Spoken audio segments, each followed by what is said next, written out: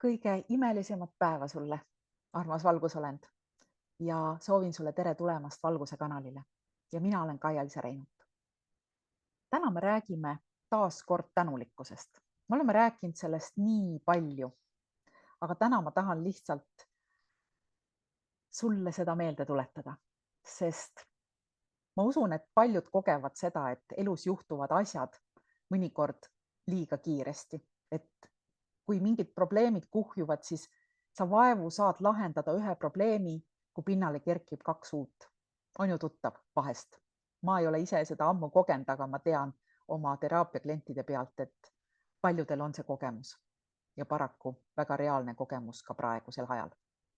Ehk siis võib olla täiesti vabalt see olukord, kus sa võid hommikul tunda ennast suurepäraselt, aga õhtul tunned ennast juba väga viletsalt.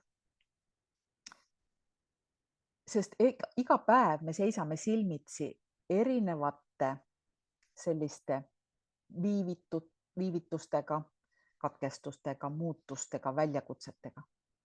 Me seisame silmitsi isiksuskonfliktide ja pettumustega mõnikord. Ja tihti, kui me tunneme ennast kõigest sellest ülekoormatuna, ei suuda me sellel hetkel, kui see peal on, nendes kogemustes õppetunde näha. Aga üks väga lihtne mõiste ja praktika aitab meil läbi saada ja läbi minna kõige stressirohkematest aegadest. Ja seda nimetatakse tänulikkuseks. Kui sa õpid ütlema aitäh nende probleemide ja tunnete eest, mis on sul olnud elus kõige raskem, on see juba niinimetatud kõrgem pilotaaž. Sa saad tänada selle eest, kuidas asjad parasjagu on.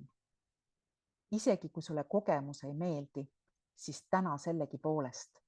Täna selle õppetunni eest, kas või sellest vaatenurgast, et läbi selle õppetunni oled sina muutunud tugevamaks, kui see õppetund ei ole sind nii põlvili surunud, et sa ei ole võimeline enam mitte kunagi üles tõusma.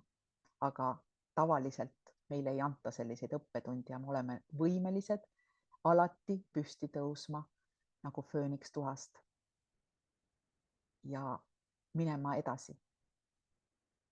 Ehk siis, kui sa täna veel ei tunne seda tänulikkust, siis ma soovitan sul teha praktikas niimoodi, et sa tunned ja sunnid alguses, see võib olla halb sõna siin praeguses kontekstis, aga lihtsalt vägisi, inglise keeles on hea väljend fake it until you make it, ehk siis teeskle, kuni sa